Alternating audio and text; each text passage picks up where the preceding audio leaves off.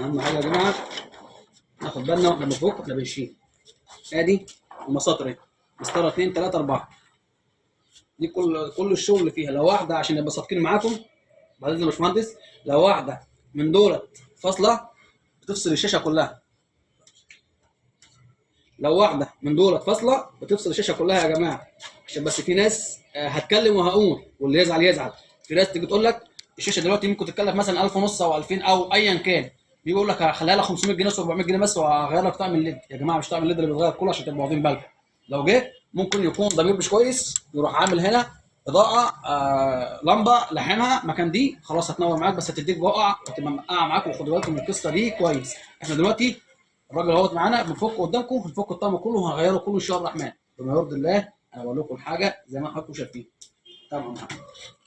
احنا كده ان شاء الله الرحمن بنعمل تيست على الليدات. شوفوا معانا يا جماعه ده كده الليد اشتغل تمام.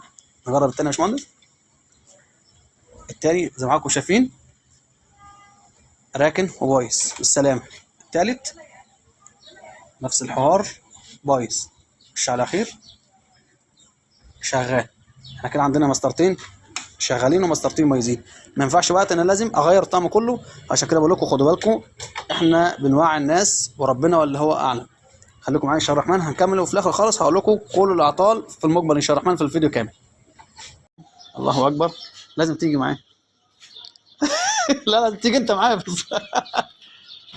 كده احنا الحمد لله رب العالمين دلوقتي اهو زي ما حضراتكم شايفين غيرنا كل الخط كل الاربع خطوط الحمد لله رب العالمين. ادي يا جماعه بقت الشاشه كلها زي ما حضراتكم شايفين. ده الحوض يا باشمهندس صح؟ ايوه. عايز تقول لهم حاجه يعني؟ استنى يا رب. طيب ده الحوض دلوقتي الاضاءه الحمد لله رب العالمين كلها زي الفل غيرنا الكل. صلاه الله وبركاته. هنقفل دلوقتي ونكمل واقول لكم احنا عملنا ايه في الفيديو.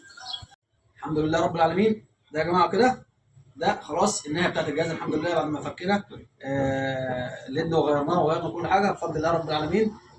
كده ده خلاص اخر حاجه كده في الجهاز. انا حبيت بس اشرحه معاكم واوريه لكم كل حاجه من الف للياء عشان تبقوا كلكم واخدين بالكم من احنا بنعمل ايه وبنتعب ازاي عشان برضه تقدرونا في التعليقات وتقدرونا في كل حاجه.